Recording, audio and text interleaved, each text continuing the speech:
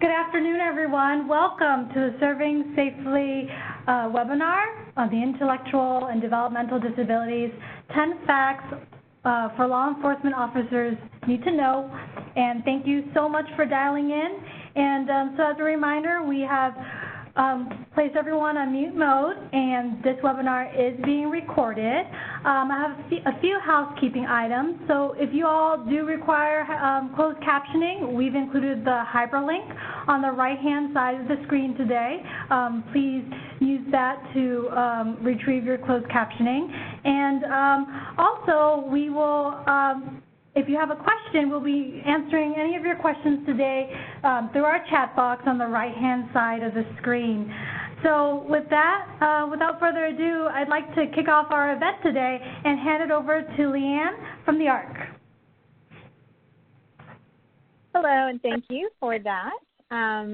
My name is Leanne Davis, and I am with the ARC's National Center on Criminal Justice and Disability. And I'm very excited to bring you some information related to disabilities that we think many officers still don't have a lot of information about, specific to intellectual and developmental disabilities. And so I've been in the field for over 20 years, looking specifically at this issue, working within the ARC. And I really came into it with a brother who's a lieutenant with my local PD here in Texas, just seeing the issues around law enforcement not having the kind of information they need on certain topics, and especially when it comes to disability issues. So I'm excited to be able to share that knowledge with you today, and I'll hand it over to James Turner. Officer Turner, would you like to introduce yourself next? Absolutely. My name is James Turner. I work for the Austin Police Department's Crisis Intervention Team Unit. I've been currently assigned to my unit for over 7.5 years now, and we've had a great working relationship with the ARC of Texas, and we're really excited to be here today to share some of our experiences and some of our knowledge that we've gained through training and just collaboration on such topics like this. Thank you.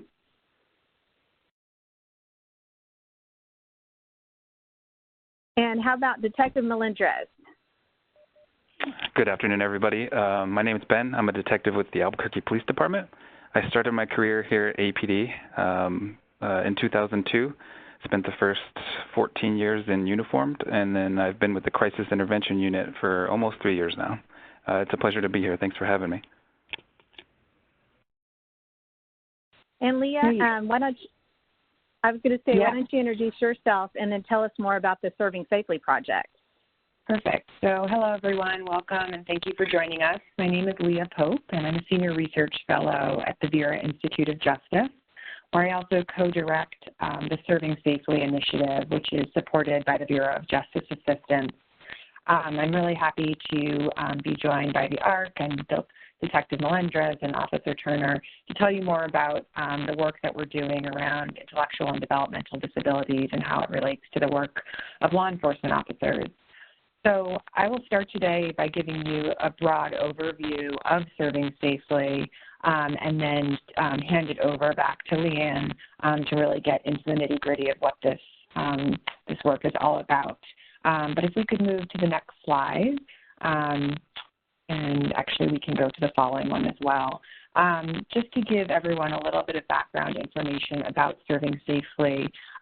So this is a national initiative that Vera launched last May with a number of partners, including the ARC.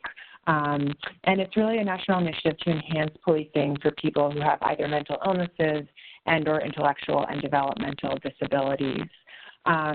We have worked with over 50 law enforcement agencies across the country since last May with our partners, and those partners range from places like the ARC, the National Alliance on Mental Illness, to the National Disability Rights Network, Crisis Intervention Team International, and many other organizations who are really collaborating with us to get out into the field and support both police officers, police agencies, sheriff's offices, and prosecutors' offices in thinking about the work that they can do to enhance their responses. We have a number of project goals that we try to support through this project. The first and probably foremost theme that runs through our work is really the goal of promoting safer interactions with people who have either mental illnesses or IDD. which is really a main goal of these collaboration programs. We also hope to sponsor clear and effective communication between agencies, service providers, and community stakeholders, since our work is really centered around how to build partnerships and sustain them across the various stakeholders.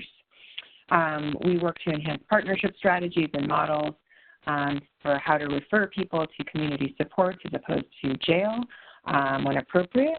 And ultimately, we're really trying to destigmatize mental illness and intellectual and developmental disabilities within an agency as well as in the community. We do our work in a variety of ways. So we do direct training with our partners. Leanne will tell you about some of the training that the ARC provides. But we also have done a number of other things throughout the last 15 months, developing products for the field, which we'll disseminate over the next several months. We've done a number of webinars. We are developing a research agenda to really identify the gaps in the research space around both mental illnesses and especially intellectual and developmental disabilities, since not much work has been done in that space in terms of how that interaction with law enforcement.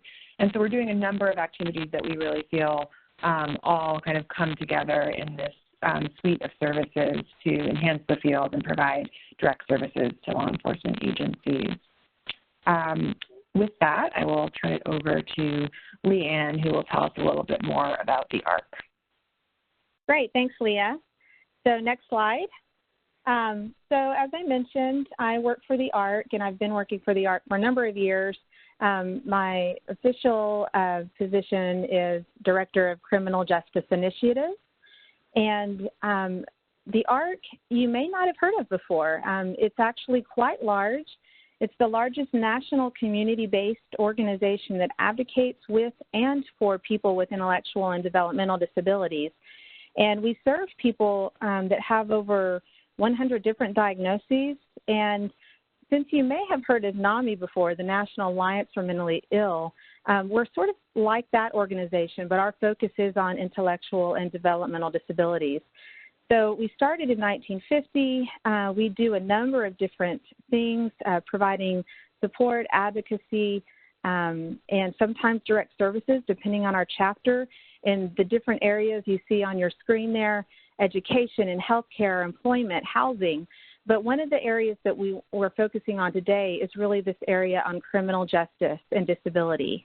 Next slide.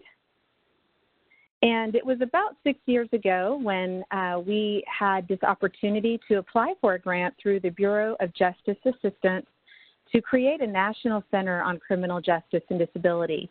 And this had actually been something that has been brewing for a number of years to be able to equip the criminal justice system with tools that they need to really understand this population better. So that's really our mission, is to build the capacity of the criminal justice system when there's gaps in communities to really serve people with disabilities. And for more information, we've got our address there as well that you can visit at a later time. Next. And the key takeaways that we're focused on for this particular webinar is to learn key facts about people with IDD, to understand some practical tips you can use during interactions involving people with IDD, and to find out where to get more training. So we'll go over each one of those. Also talking about the differences between intellectual developmental disabilities and mental health disabilities. Next. But I wanted to lay the groundwork by giving you sort of a case example that will hopefully provide a foundation or a context to understand just why it's so important that law enforcement, behavioral health staff, and others understand the critical issues around intellectual and developmental disability. So this is a case of Paul Gordo. This is an actual case that we worked on in the past. And what happened is Paul, who's an 18-year-old with autism, had a meltdown and ran into an elderly woman who had then had a concussion. He was actually in a library at the time, and he had gotten startled about something and just bolted for the door. And in that, when he ran out, he ran into the parking lot and without any intention of doing so, ran right into this older woman. So this caused the charge of felony assault. The parents actually did not want that to happen. They wanted the charges to be dropped, and for Paul to go into a residential treatment program that would allow him to get therapy around controlling his behavior. And so we see that people with different types of intellectual disabilities may, have an outburst. They may have aggressive behavior due to their sensory issues. So it's important to note that there's a reason behind that behavior, and that what may appear to be criminal in nature may not be. And so that's one of the things that as disability advocates, we hope to help law enforcement to understand. And in this case, the defense attorney noted that because of his disability, he was not, trying to commit this act, but that it inadvertently happened due to his fear of what had happened in the library. So sometimes we have heard of, disability being criminalized, and we just want to make sure that as law enforcement that you have a good understanding around what could be happening, taking a step back to understand the situation.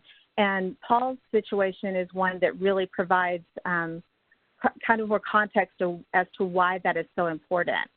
But lastly, I wanted Officer Turner, if you could address the issue around providing accommodations, which is so key here too. Yeah, so often in times law enforcement officers are placed in positions that, we don't even want to be there. Nobody wants to arrest somebody for this type of situation. And the thing to always think about is we're always governed by laws, departmental policies, community norms. And the thing to think about is operating within that system to anytime you have to do an investigation, if you're making the identification that an individual happens to have a disability of some sort, how can we provide that equal access to justice throughout the whole proceeding? I think later we're going to talk a little bit about jail diversion and how important that is for every department to have some sort of jail diversion policy in place to be proactive to address and give officers the ability to know, have the appropriate training to recognize the disability, either whether it's intellectual or developmental, and then provide that appropriate accommodations throughout the whole investigation to be able to show to the court, and make sure any investigation, everybody in the line of the whole incident understands this individual's needs and how this individual needs, what kind of needs we can provide and what kind of accommodations can we provide so that individual gets that equal access to justice and has the opportunity to get either treatment or some other options available to you.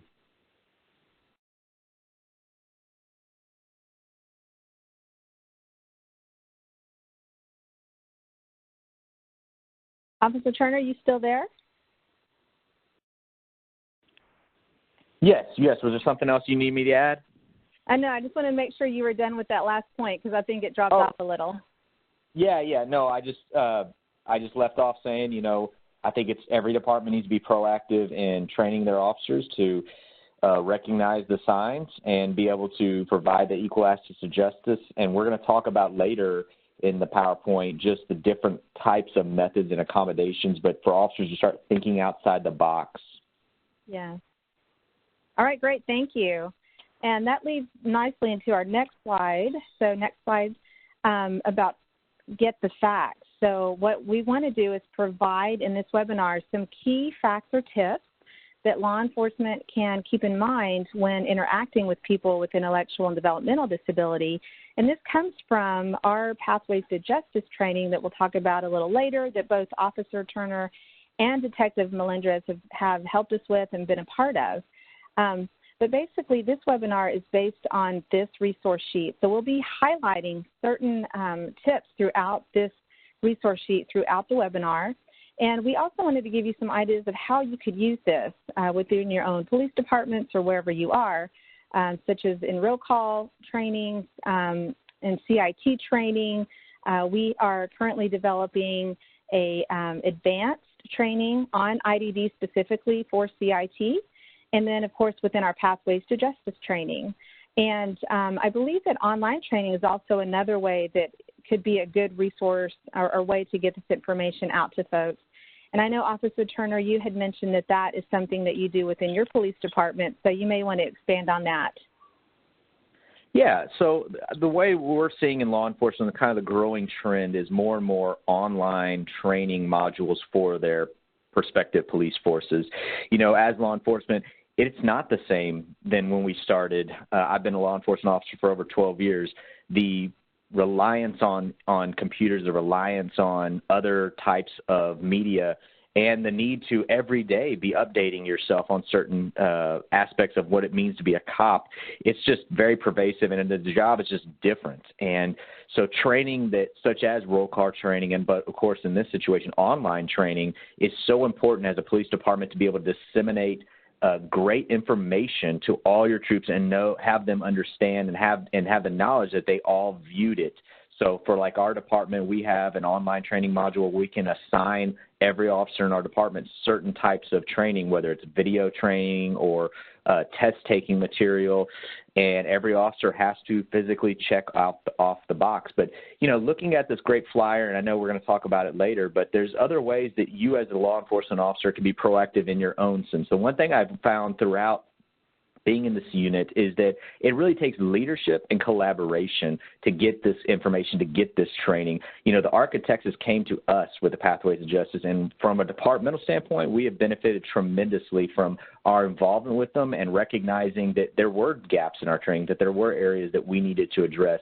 But that took a conscious effort from our unit just to recognize and say, yes, this is actually an area that we need to address. So I just encourage anybody out there that, you know, you may think that you may not have the power, but really you do have the power to create change in your own department to make sure your officers are the highest trained officers in your department on this type of material. Great, thank you. And for the next couple of slides, Detective Melendrez, I know you were going to speak to why is it important now? You know, why is this issue coming up now? And we are seeing more and more officers and departments really interested in this topic. So if you could just speak to those issues, I think that would help our listeners. Sure, absolutely. And that's an important question, right? Why now? Intellectual and developmental disabilities have been around as long as humans, so why now? And that's the question we're really trying to answer. And if you think about crisis intervention training, right, that started in probably 1988 in Memphis. And sort of the genesis of why that got created was community tragedy involving law enforcement and somebody living with mental illness. So I think the biggest answer to why now is so we can avoid tragedies involving law enforcement and those living with intellectual developmental disabilities. And for CIT, for the mental health part, we've had 3 decades, and we're getting good at it, and most of our officers are trained in it. And now we're seeing this other need for intellectual and developmental disabilities, which, like the slide says, may or may not be included in CIT training. And oftentimes when it is included, it's maybe an hour on autism spectrum disorder or a couple hours on just a general overview of that. It doesn't go into too much detail about specific interactions and what's different between mental illness and intellectual developmental disabilities. So those are just a couple of points of why now, and I'll cover some more if we want to go to the next slide. So these are some of the more concerning statistics and some of the biggest reasons why we need this kind of training spread out through our law enforcement here in the U.S. And this third bullet point, 2 to 3 times more likely to be victims of violent crime. And that's such a sad statistic. And I tell officers when I train that chances are if you're coming across somebody living with an IDD during your duties, that they're going to be the victim. You know, it's almost never the offender. And we'll talk about people living with IDD that could be offenders a little bit later in the presentation, but they are overrepresented in our criminal justice system, and there are a number of reasons for that, which we'll talk about. But these are really the reasons why now. These very concerning statistics. And just from personal experience, my last few years as a uniformed police officer, I was encountering this more and more, just encountering people living with autism spectrum disorder, encountering somebody who maybe had a traumatic brain injury. And, you know, the public doesn't have a very good understanding, so sometimes they'll call the police when someone's acting strangely. And it just puts officers into contact with people living with IDD, and maybe they haven't been trained well enough on how to deal with that. That's what we're hoping to address. Great. Thank you so much.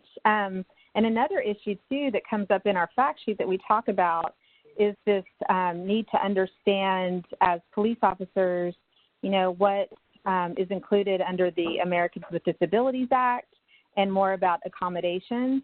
So, Officer Turner, if you'd like to address that a little. Yeah, absolutely. So the Americans with Disabilities Act, it enforces rights regarding access and accommodations like the slide says. And when you read it, there's a lot of interesting ways that they articulate how, you can't, we just talked about at the beginning of the PowerPoint, you can't address or write a policy for every type of disability out there. And the one thing that law enforcement officers traditionally we are problem solvers, and we have the ability to work on the fly. And the one thing we talk to officers about is that we try to prepare them by reviewing certain disabilities, reviewing appropriate accommodations that are very common, like patients, deaf services, or if we need a sign language interpreter, service animals. But we can't write a policy or a procedure to cover everything. So the key element to that is to always encourage officers that if you recognize that disability and there's no more exigency. So the Americans with Disabilities Act, the one thing to consider is there's exclusion. We're able to temporarily circumvent its requirements to provide those appropriate accommodations as long as it's an exigency. But it's very clear that states that once that exigency is over, we need to then immediately start trying to provide those appropriate accommodations for that individual, whatever they may be.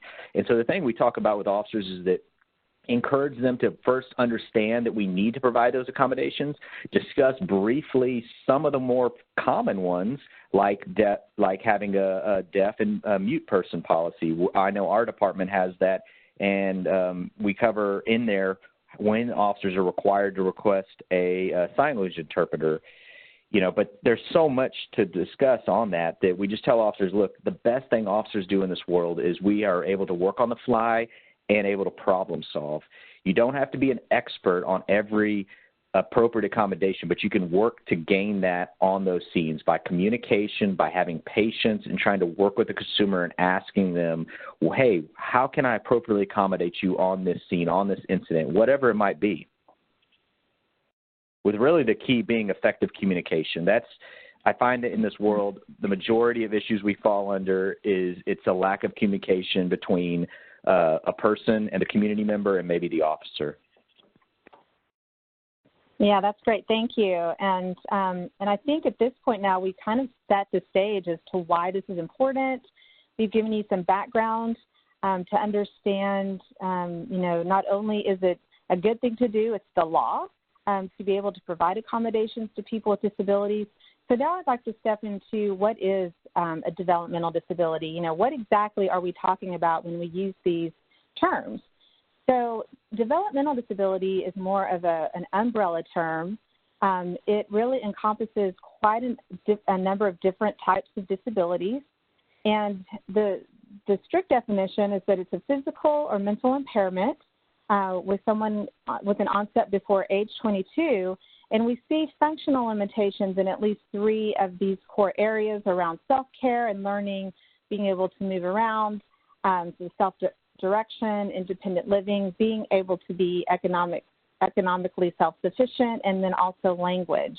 So some of the common diagnoses that you may see within someone who has a developmental disability include learning disabilities like ADD, cerebral palsy, or autism, or maybe even a vision impairment.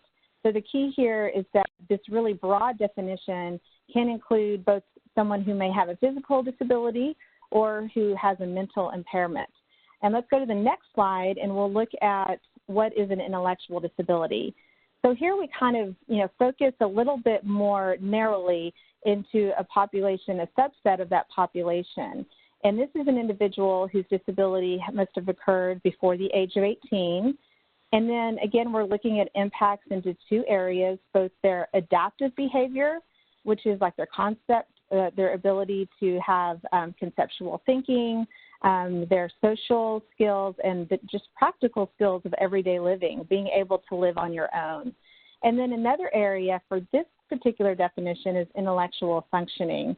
So we're also looking at the person's ability to, think, to have their learning skills.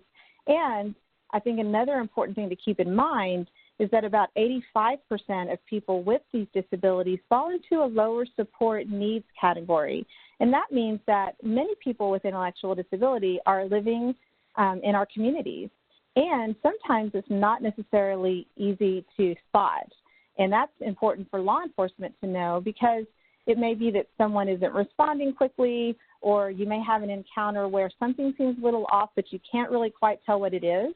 And so it's important to know that someone may have, in fact, a disability, but it's just that they're not going to come out and tell you. They may not, they may be embarrassed to say anything about it, or they just may not want you to know. So it's important for you to know that this may be the case. Let's go to the next slide. And I did want to mention that for law enforcement, it's not important that you try to diagnose a disability. Really what we're trying to get out here is to help you understand that these different types of disabilities are, are out in our society, that we have people with all kinds of disabilities, and that there's a spectrum of ability across different types of diagnoses. So it's not really about trying to diagnose, but it's more about having a general awareness of the different types of disabilities.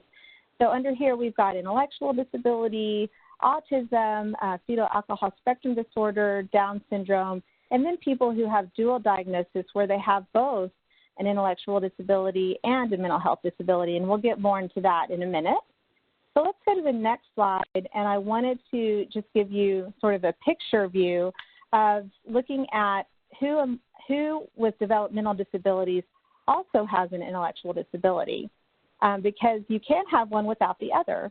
So in looking at this graphic, if you go around clockwise around this circle, you'll see at the top the amount of people with intellectual disability in our population within the U.S., and that's about 2 to 3%.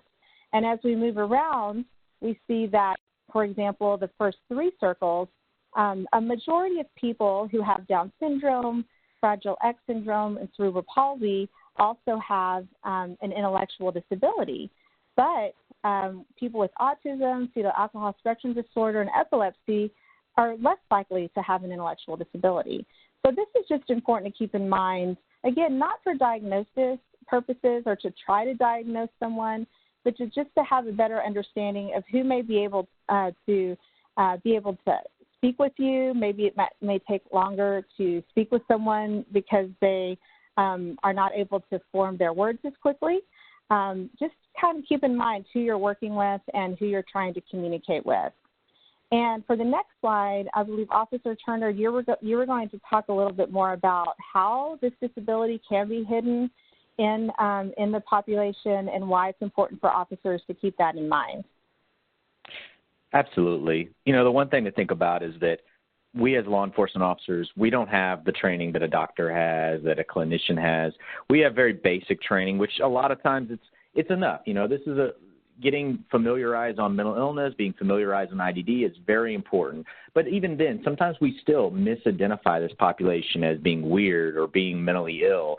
I oftentimes see officers do make that misidentification or no identification because of that hidden disability. You know, when you think about the 85% fall into that lower need spectrum, that oftentimes they're able to live those somewhat normal lives and get by, quote unquote, get by in the world, and they may not be identified. And so officers often, you know, one of the things in law enforcement, and this is a changing trend, is the lack of patience. You know, when I was a rookie on patrol, you know, you were just kind of trained to, you need to get to the next call. You need to get rid of all the calls out of your queue. You need to continue to work hard and get to the next call, which is true. We do need to get calls done in a timely manner.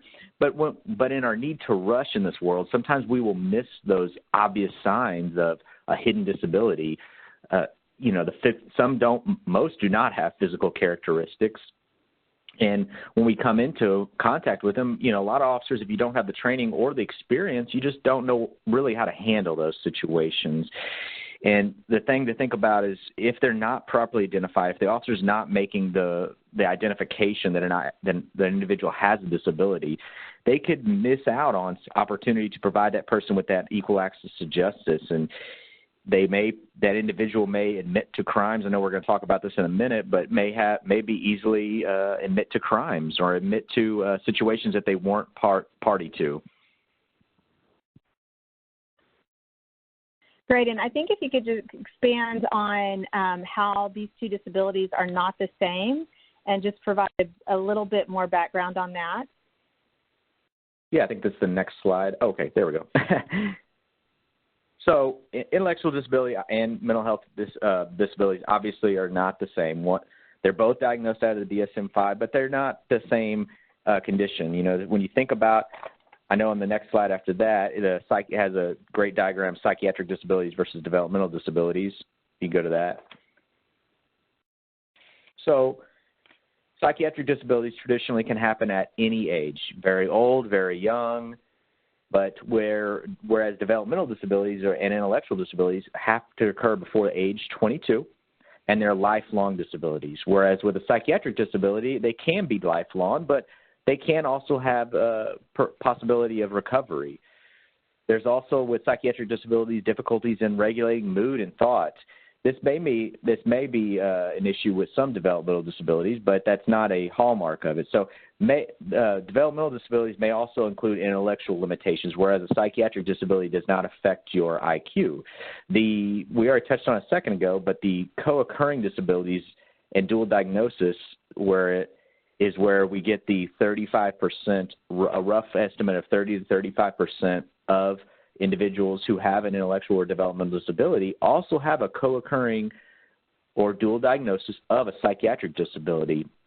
And when you think about oftentimes when law enforcement comes in contact with this population, I would say more often than not, it would be the population that has that mental illness along with their psychiatric disability. You know, it's already you know, if you already have a disability and you have put on top of that a depression or anxiety disorders or PTSD, you know, it can really be that individual it's just going to be hard, and those are probably the most likely the population that we're going to deal with. And I oftentimes see officers do misidentify an individual as having a psychiatric disability and not a developmental disability because of that hidden aspect. And that's why it's so important to teach both and really hit home both intellectual and developmental disabilities along with psychiatric disabilities.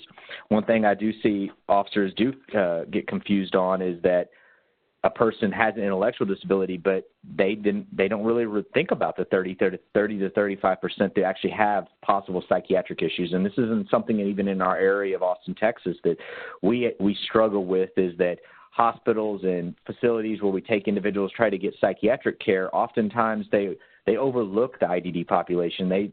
They claim it's behavioral, or, you know, in reality, these are individuals just like you and I. They can absolutely have psychiatric issues. They can absolutely suffer from depression and anxiety. And we need appropriate facilities and appropriate training for our officers and appropriate locations for us to take these individuals to get them assistance so they have that equal access to just psychiatric care. Yeah, and I'm so glad that you raised that. And I think it's important to remember why we need to know the differences. And really the key thing there is so that officers know who to call, know what the resources are in the community to call on when they're looking for more of a long-term solution, especially if you get repeat calls in certain communities for certain people. So the more you know about the person's disability, the more likely you're going to be able to go and find that support and find the right person to talk to. And that's really why we, emphasize understanding, not diagnosing, but understanding what these different types of disabilities are and knowing how to communicate.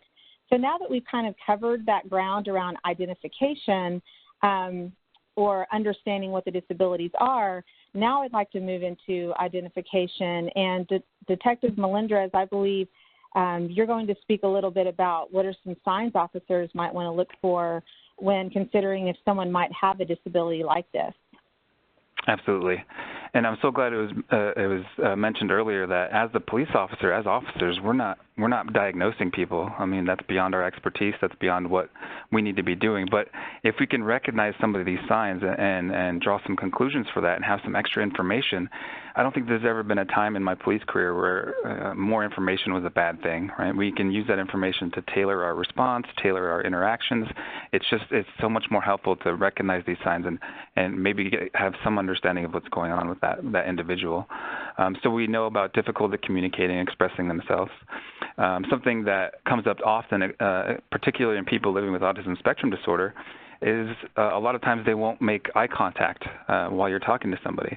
And from a police officer standpoint, we're trained to think about people who don't make eye contact maybe trying to be deceptive or manipulative. And it's just something that is very uncomfortable for that. And what can also happen is if somebody living with an IDD has had very specific training about how to look at people's faces and how to kind of get clues about the interactions, they might make too much eye contact, which could also set off some warning signs for police officers.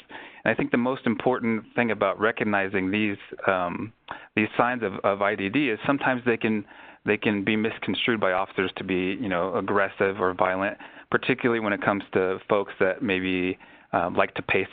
They have the sense of having to pace around or clench their fist, or something called stimming, which happens with autism spectrum disorder, where they have these self-soothing gestures that can sometimes look like maybe that person wants to physically attack an officer. So if you can notice these signs that are listed here, and I want to pay particular attention to this one that says become overwhelmed by the officer's presence. And if you think about, like, even me, when I'm in a police car and I look in the rearview mirror and I see a police car, my heart rate goes up. So you can imagine if somebody didn't have the same coping skills I had or didn't have the same cognitive abilities, that they can really become overwhelmed pretty quickly. But there's some good things that officers can do to kind of help alleviate that. If we can turn off the lights and sirens, if we have that opportunity to turn off our radio and maybe have our partner listen for us, that way that's not a distraction, that's not another sensory issue that might be triggered. And when you're recognizing these symptoms, and it was mentioned earlier about how often somebody with an IDD also has a mental illness, and a lot of those are related to trauma that they've experienced. We talked about that 2 to 3 times more likely to be a victim. And so they can have trauma-related issues, PTSD, uncontrolled anxiety, and it can provoke very strong reactions just by an officer, having to be present at that scene. And one thing we know as officers is sometimes it's unavoidable that we're going to have to put our hands on somebody. But what's important to remember is if somebody's living with an IDD, or it can provoke very strong reactions. So if it's not imminent, what we train our officers to do is maybe walk them through the process. I have to conduct a pat down, but I'm going to take you through every step of the process. I'm going to let you know what I'm going to do before I do it. So that can really avoid a lot of issues. And again, I know that as officers, sometimes we just have to react to what's happening. But if we have the time, we can certainly try to avoid some of the issues that come with touching people unexpectedly. If you want to go to the next slide.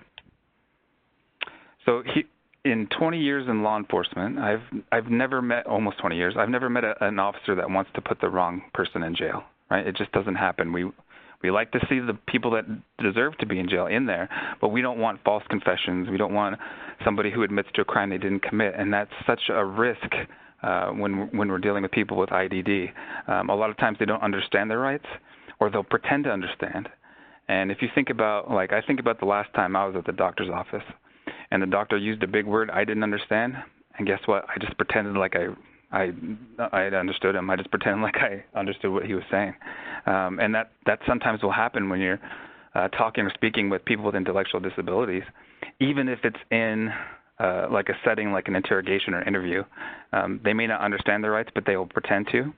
They are really prone to just saying what the officer what they think the officer wants them to say. And if in any way you're leading that interrogation or interview, which is it's a trap that we all fall into. It's very easy to do. It's very complicated to not lead that conversation one way or another. They may admit to something they didn't do. And there's a Netflix show called Making a Murder, and you can kind of see that happening to a young man named Brandon Dassey, who probably has an intellectual disability. They may have trouble recalling the event, which for an officer conducting an interview might set off red flags about deception. And again, this be confused about who's responsible for the crime. And I think even as an officer, if we have somebody that we think is a pretty clear suspect and they have an intellectual developmental disability, it's worth taking a few more investigative steps to find out exactly what's going on. Because what can happen is, bad people can put people living with a disability up to committing crimes for them because they know that person is vulnerable. They know that person they can victimize. So even if you have a clear-cut case that it seems like that person is a suspect, it's worth taking a few investigative steps. And I'm not saying that people with IDD can't be legitimate suspects, but they're just more often the victim and not the offender. Great. Thank you so much for that. And that does lead into our next slide pretty well, too, because you were just mentioning history of trauma. And I wanted to just touch on a couple of these and why the risk of criminal justice involvement is so high for this population specifically. And again, we talked about the history of trauma that they often face. So one of the latest statistics that came from an NPR series was that people with intellectual disability were 7 times more likely to be sexually assaulted than the general population. So not only, do they have a disability, as you were saying, but also when you put trauma on top of that, how they are interacting with police and, what they may be visualizing or seeing or understanding when they are confronted by police or when they even just get around them. It's really high. It can be really heightened for them, and that depends on how much training or understanding that they've had in working with police officers. We also see, a lack of impulse control that can be there, and poor judgment skills. And I like to give the example of people with fetal alcohol spectrum disorder, which is a diagnosis that can occur when a woman drinks when she's pregnant and the alcohol is actually passed into the baby through the mother's placenta. And that can cause the brain damage to the baby in utero. And it may not even be seen until later as the child continues to grow. But we see this inability, especially within people with FASD, to have that impulse control or to have those judgment skills needed. And sometimes that's to stay out of the criminal justice system or know who's safe to be around. And this can lead them into criminal justice involvement as well. And we already talked about within the Paul Gordo case, this tendency potentially around explosive episodes. And again, that could be due to sensory issues and things that we don't really know what's going on within that person. And we see this difficulty planning or, really connecting cause and effect or maybe empathizing. So some of these issues may be there. And then this higher vulnerability to peer pressure is one that we've seen. And I know that the rate of bullying among students with disabilities is quite high and much higher than the general population. So all of this should be taken into account when we think about how exactly are people with IDD getting involved in the system. I think this kind of provides a better understanding of that overall and something officers would be helpful for them to keep in mind. Next slide. And of course, use of force is a very important issue. And Detective Melendrez, you've already kind of touched on this, but Officer Turner, I'd like to ask you to kind of address this, and I know you addressed this in our trainings before, to provide more information for other officers to understand exactly how this works and why it's so important to focus on that crisis prevention first. Yeah, absolutely. The only thing if you don't mind, I just want to back up just a little bit on protecting this population and providing that equal access to justice. And I think I meant to mention it earlier in the training, but I failed to do so, is the modified Miranda warning. So, in law enforcement, we don't oftentimes read the Miranda warning on every situation, but if as a department, if you ever have an officer that does that and they're recognizing the situation that the individual does have an intellectual disability, the modified Miranda warning, which was put out by the police executive research firm in 1998, it's basically a real short, and I'll let the participants, they can Google it. It comes right up on the internet, but it's basically a breakdown of the Miranda warning into more plain language. And as a department, as any department, you wouldn't read, if you had a Spanish-speaking suspect, you wouldn't read the English Miranda warning and expect it to hold up in court as a legitimate way of articulating that individual's rights. So I would just encourage law enforcement people on the phone that if you're interested, the modified Miranda warning is a great thing. We're currently teaching it to all our law enforcement officers through the ARC of Texas and their presentation that they have. It's really great. But moving on to the use of force aspect, in law enforcement, like Detective Melendrez said a few minutes ago, our job is to get out there and get people help. And law enforcement officers, we don't go looking for trouble. We want to get people help. We want to, catch the right bad guy. We don't want to hurt anybody in the grand scheme of things. And when you're talking about use of force, officers, if they don't recognize the signs of a possible intellectual disability, they can misidentify certain possibly defensive or stimming or running away as a reason to utilize force, and not hey, this might be a situation where this individual has an intellectual disability. I need to slow down. Like I said earlier, patience is very difficult for officers to just, it's something that's being taught now more and more. So patience, take your time if possible.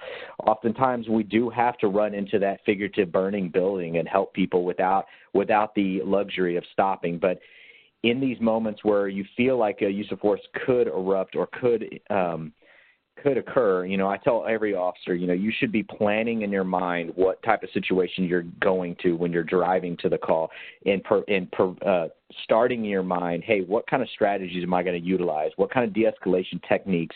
Do I need more resources? Do I need another type of officer on scene to help me communicate with this individual? If you have somebody out there who is an IDD specialist, or maybe has a loved one who is an IDD, who has an IDD, maybe request that officer come help you out on the scene, so that way we can prevent the use of force. Nobody wins on those situations. The officer doesn't want to do it, and we don't want to hurt the individual either. So we really preach, follow your department policy and try to develop methods to prevent the use of force rather than intervene and have to use force if possible. Thank you so much. And just a quick follow-up to that. We worked with the International Association of Chiefs of Police to update their latest version of their sort of model policy around police interaction with people with intellectual and developmental disabilities. So that is available for members on their website, and something that we work with them to ensure that was the most up to date. And they do talk specifically about everything you just mentioned and more. So that's another resource for people to keep in mind. And then finally, another key, and we can go to the next slide, another key tip from our 10 things officers need to know is to remember that this is not just all for law enforcement to figure out or to fix. Even though I know the law enforcement are problem solvers, you can't solve everything, nor do you have the resources to do so at your disposal. So what we really want to focus on now is talking about the importance of collaboration and working together to address these issues. And I know, Detective Melendrez, you've already been working with us on that. So I think this is a slide that you'd be great to speak on. Sure, absolutely. And Officer Turner mentioned how important collaboration was earlier in the presentation. And just to give his department some kudos, I've had the opportunity to go train with the Austin Police a couple of times, and they're really on the cutting edge of collaboration with the community, and it's certainly something I appreciate. So often when I'm teaching the civilian population, at some point someone will ask a question along the lines of, what are you as the police department doing to address this? And I think it's a fair question. I think it's a good question. But I like to say a better question is, what are we doing to address this, right? I mean, everyone has a part to play in this. And back when I first became law enforcement, it was still kind of the us versus them mentality as far as police departments go, kind of the siloed approach where we do our thing, you do your thing, and we don't really communicate. And as we move as we move forward the last, 10 or 15 years, we kind of determined as police departments that doesn't really work well when it comes to this kind of stuff, whether it comes to mental health or intellectual developmental disabilities. We really need and have to depend on some of our community stakeholders. So it's absolutely worth departments reaching out to their local hospitals or local mental health providers, their local ARC chapter, all that kind of stuff, because we really do need that collaboration. It's so important. This era of officers teaching officers, while that's important, I think we also need to bring in the true experts on this kind of stuff to help educate our officers on the best possible approach. Again, to minimize these uses of force, to minimize these community tragedies in any way that we can. So thank you. So the next slide really speaks to that issue of working together. And I had mentioned before that what we have created is called the Pathways to Justice training. And this, again, I want to thank Officer Turner as well as Detective Melendrez for helping us with this and really supporting this effort and getting your police department involved and really connecting the dots between the criminal justice community and people with disabilities. But what the Pathways to Justice training is a comprehensive and really more community-based program that really tries to create those relationships between these two communities. And step one is building a disability response team. So what we do is we get with the community and we work with police officers, with attorneys, with victim advocates, and most importantly, with people with disabilities to start having the conversations around, what is it that we want to do in our community? How are we addressing these issues? What happens when we have a crisis situation in our community and it's all over the media? How are we going to address this? So we want to create that team to start to answer some of those questions, but also we work together to come in and provide this one-day training, which is in step 2, to train criminal justice professionals about people with IDD. So that one-day training provides training specific not only to law enforcement, but also to attorneys, both prosecutors and public defenders, as well as victim service providers. And then thirdly, we provide ongoing assistance for those communities and working with the disability response team to ensure that that community has what they need to address these issues effectively. And then in the next slide, it just gives you an example of who all is involved in the disability response team. Those are the things I had already mentioned. We've got in orange our criminal justice community, and then in yellow the advocacy community, which can involve chapters of the ARC or other nonprofits such as Autism Society, or there's the Fetal Alcohol Spectrum Disorder. They have their own organization as well. So bringing in NAMI, even the National Alliance for the Mentally Ill, and as many voices from the disability community as we can, and then also self-advocacy groups, which are groups of people with disabilities who are advocating issues that they care about, and many times one of those is criminal justice issues. And then the next slide, we'll see where we've been and the kind of the impact we've been able to make through the Pathways to Justice training. And actually this hasn't been updated as of a couple of weeks as we've done more training. But you'll see here 15 disability response teams in 12 different states. And more recently, we've also been able to go to New York and Oregon. And so we've been able to do quite a bit of outreach, and we continue to do more in 2019. We'll be going back to California, Virginia, New Jersey, and South Carolina.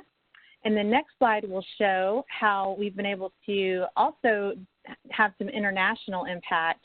So we were selected to go to Vienna this year to give an example of inclusion and how inclusion is important in all areas of life. And that includes people with disabilities being understood so that they can be included fully in their communities. So we were excited to learn from other countries about how they're handling these issues, people with disabilities getting involved in their criminal justice systems. And we're working with the Open Society Foundation to create an international hub just on this topic. And then as far as resources for the next slide, we've got specific things we want to share with you. We have a national information referral service so that as an officer or someone in the field, if you have a question, want training, have any specific issues, that you want to discuss, you can contact us at our NCCJD office. You could also get information about how to bring pathways to justice to your area and developing disability response teams. Again, I mentioned that we are developing training for CIT, a CIT advanced training specifically on intellectual and developmental disabilities. And recently we worked with the COPS office to create podcasts on this topic that you can find the link there. And then, again, the 10 facts law enforcement need to know is always a handy tool. It's just a short 2-pager where you can basically learn about what our entire module for law enforcement is in those 2 pages, kind of the highlights of that training. And next slide, I wanted to mention that we are always looking for creative and really innovative ways to bring the disability world into the world of policing. And procedural justice, that term that is often used in policing, is one way that we are doing that. And in this article, we worked with a local police department here in the state of Texas to talk about how we can actually use the principles around procedural justice to support understanding and working with people with intellectual disabilities more. And that's so important because it shows that this is not just a disability issue, it's a people issue. And by using some of the really innovative policing techniques, philosophies, and strategies, we can bring that into the world of disability and have a much greater impact when we're working together. And then lastly, on our last slide, I wanted to end with this quote, that a traditional police response has been to resolve a situation quickly. Procedural justice philosophy strongly encourages officers to slow things down. So Officer Turner spoke about this earlier in the webinar, just this need to really think about what is going on in the situation and to slow things down as much as possible. And I wanted to get feedback too from both the officer and the detective on if you can just mention what is your key takeaway that you would like officers to know regarding, specifically working with this population. So Officer Turner, you want to go first? Sure. Just the importance that slowing down and trying to ask for help. Too often in this law enforcement career, we try to do things on our own. We try to solve, and like Detective Melinda said a little while ago, we tried to solve everything ourselves. And I think as a department, the one way we have grown and made our officers better is through community collaboration and educating our officers on this topic. And Detective Melendrez? Yeah, so I think the biggest takeaway is that this kind of training is vital. It's the need for it's on the rise, and it's going to continue to rise as we move along. And it's just so important for departments to reach out to places like Pathways to Justice or whoever their local resources are to get help setting up programs or to help facilitate their already existing training. It's so worth it to reach out to community partners and get help training our officers. Great, thank you. And so I think if we can just go to the last slide with our contact information and see if we have any questions for the Q&A portion. Thank you so much to Detective Melendrez, Officer Turner, Leah, and Leanne for an informative presentation today. So we have reached the question and answer session of our presentation, and as I had mentioned before, that we will be keeping all of our lines on mute mode, and the team has kindly provided, left some time for everyone to submit their questions. So please use the chat box on the right-hand side of your screen to submit the questions. So as of right now, I don't see any questions at this time, so I will give everyone a moment. But while we're waiting for those questions to come in, I want to let everyone know that there will be an opportunity for everyone to receive the slides following this presentation today. And also, as you see on the screen here, all of the presenters' contact information is also available for you all to reach out to them directly if you don't have a question at this time but want to follow up with them after today's presentation. While I wait for those questions, is there anything else the presenters would like to add that hasn't been touched on in today's presentation? Well, I think it might be helpful to hear both from you, Detective Melendrez, and Officer Turner, about kind of what were your first steps in bringing this kind of education and training to your police department? This is Officer Turner. I'll go first, I guess. So as a department, we've had IDD training, and like Detective Melendrez said a few minutes ago, it's as a department, you used to have officers kind of us versus them, and it was kind of, you know, no, we'll teach this because we'll teach it from a law enforcement perspective. And meeting with Leanne, actually, in a presentation when discussing the future of Pathways to Justice, you know, just taking that course and working with her and working with other agencies like our local mental health authority and IDD authority, you know, I just came to a realization that officers, we're dealing with this population quite a bit more than the community knows and quite a bit more than our officers know, and that we needed the training and we needed the ability to, because we want these incidences to end successfully, whether it's, even if we have to make an arrest, it can be successful if nobody's injured and you know, we properly accommodate that individual and allow the criminal justice system to work its course. But overall, we just want to have the most professional law enforcement agency, and knowing this topic is something that was very important to me, and it was only built upon the ARC reaching out to us and us recognizing it and just saying, yeah, we do have an area that we need to address. So this is Detective Melendrez. Along the same lines, we've always had like a very little bit of IDD training involved in our CIT course. And then, like Officer Turner said, what we started to notice is we were coming into contact with people living with an intellectual developmental disability just more and more. And we were pretty not well equipped to handle some of those situations. And when Pathways to Justice came here to Albuquerque, it was really nice to see that when I looked out into the audience, we had deputy chiefs of our department, we had commanders, we had lieutenants, and you can tell that they were sold. They recognize the need for this kind of training, and they have the power to make that happen here with the Albuquerque Police Department, and that's kind of where it started. So now we're adding more and more training. We're inviting more and more of our community partners in to help with this kind of training. But you know, don't be afraid to reach out. And Pathways to Justice really made an impression on our command staff, and that's kind of where the inception was. Thank you to you both. So I do see a few questions that just came in for everyone, so let me read the first one. This one is related to autism. Autism spectrum is on the rise in certain parts of the county clusters, such as in the Seattle area, 1 out of 42 boys, and the need for training clusters is vital, as it is elsewhere in the nation. IDD training with awareness on autism is vital. Can the team share their thoughts today? Sure, I can start with that, and thank you so much for that comment.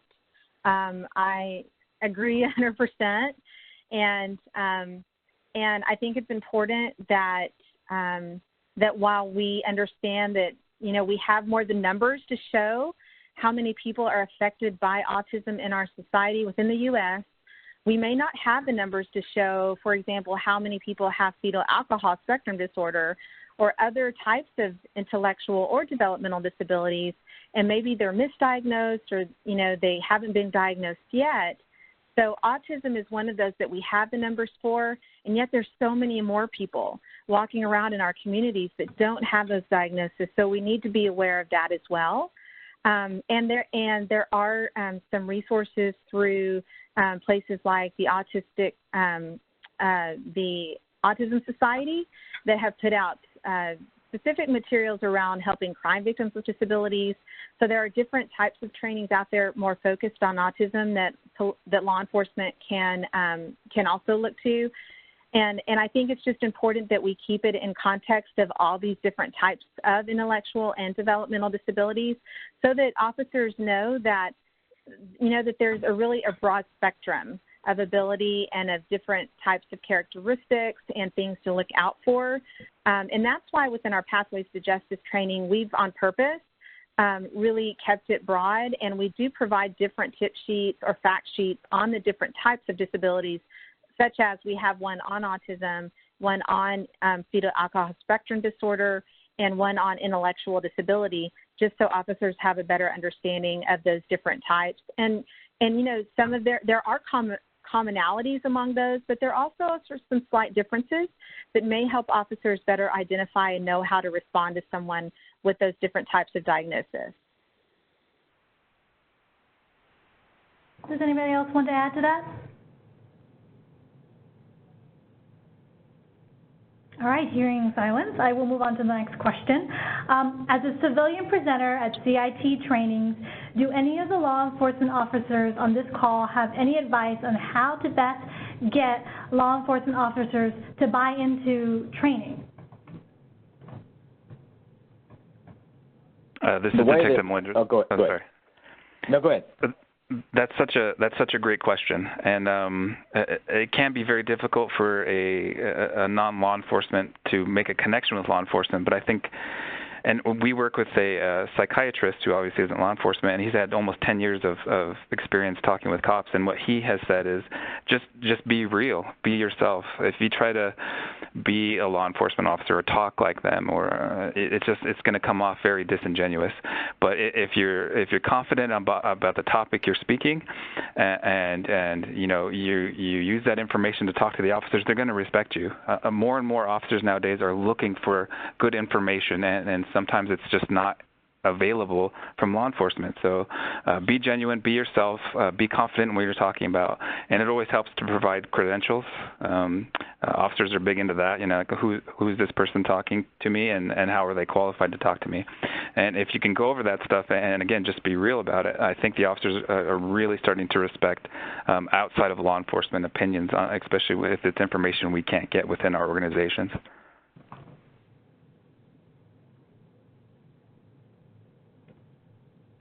Officer Turner, did you want to add?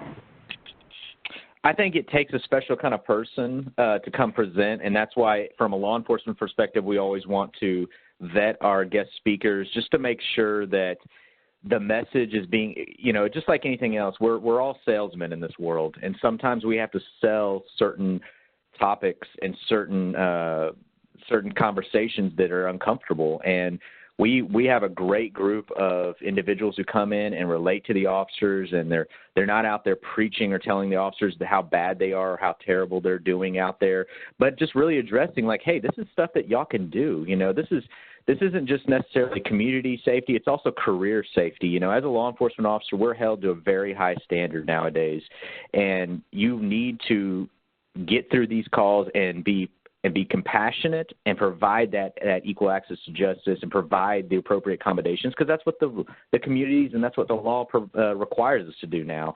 So the one thing, you know, you can sell, you just have to be able to sell the topic and also be mindful of negative versus positive reinforcement of topics.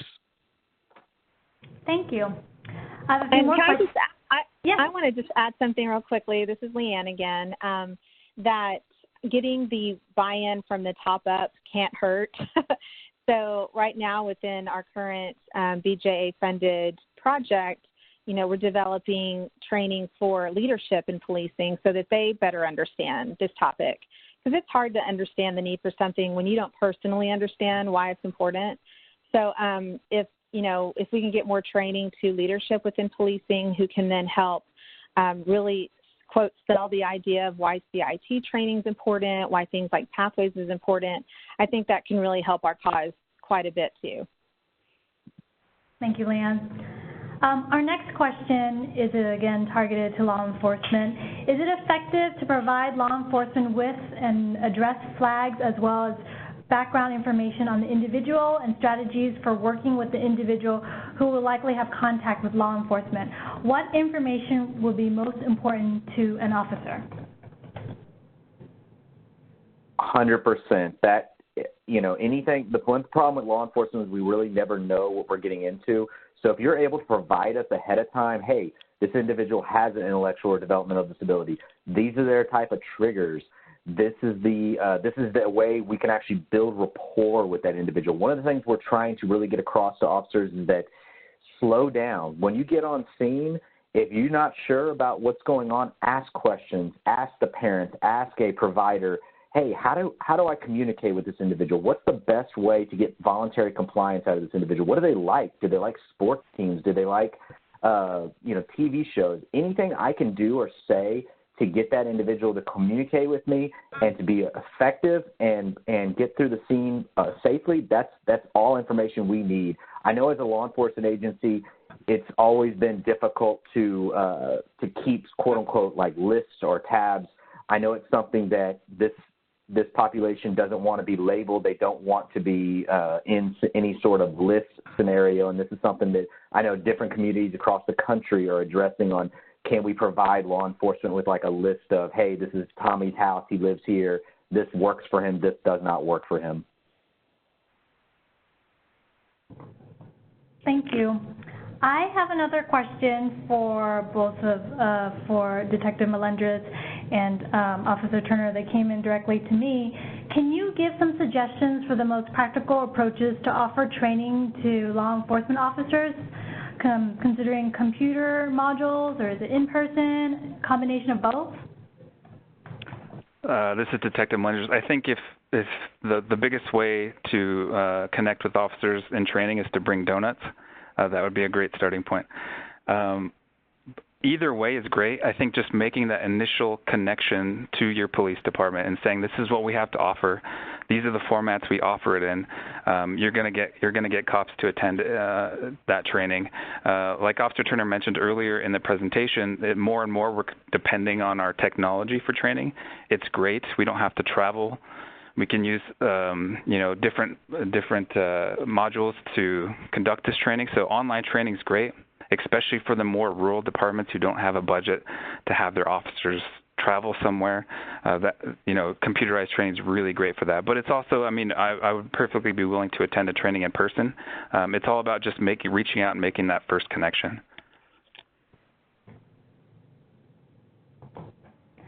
Great. I will give it a moment for more questions to come in. Oh, I do see one. Would a visual graphic on scene to show the step-by-step process an officer is going through with a person with IDD be helpful? I think this is actually a comment. Yeah, so I think I understand the question. So one of the things we do know is that the more that a person understands, what's about to happen, what are the next steps, this is true for anyone, then the more calm that person can be and feel like they're a part of the process and they know what's going on. So that's even more important for someone with an intellectual or developmental disabilities.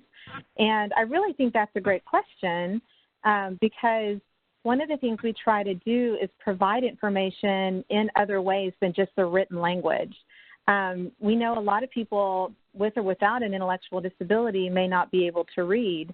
And the more that we can provide, and again, this goes to the accommodations that we were talking about earlier, the more we can provide things visually or in different ways so that a person can take in the information, the better. So I think this also brings up the issue that it's important to provide training not only to law enforcement but to people with disabilities as well, so that they both have an equal opportunity to know what is the best way to communicate with each other. So the more that we can provide resources for people with intellectual disabilities specifically, I think that visuals and pictures and steps and simple language, using plain language resources is definitely a plus. And one of the things that we have created before in the past, but again, as with any resources or monies or grant monies, you might have some for a while and you put out a good publication or resource and then it has to be updated. So that's a continual struggle on our end, is to make sure that those kinds of resources are available. Thank you. I have a question about funding resources. Where can our audience member find available funding or other types of financial resources to do these trainings? So I don't know, Leah, if that's something that you want to address through the Serving Safely project? Sure, absolutely. So the Serving Safely, the initial, our project period is coming to an end in September. So we are not currently providing direct technical assistance or training to agencies. However, BJA is going to be having a new solicitation coming out, or it's out already, to which providers are applying. And from there, there'll be a whole new set of funding to, again, provide training and technical assistance to the field. So as of hopefully the beginning of October, there will be much more funding available and new training. So everyone should stay tuned to the Bureau of Justice Assistance to look for their announcements on additional opportunities, and then there will be more training and technical assistance available, I would imagine. And I'll just piggyback on that. Thank you, Leah, for providing that information.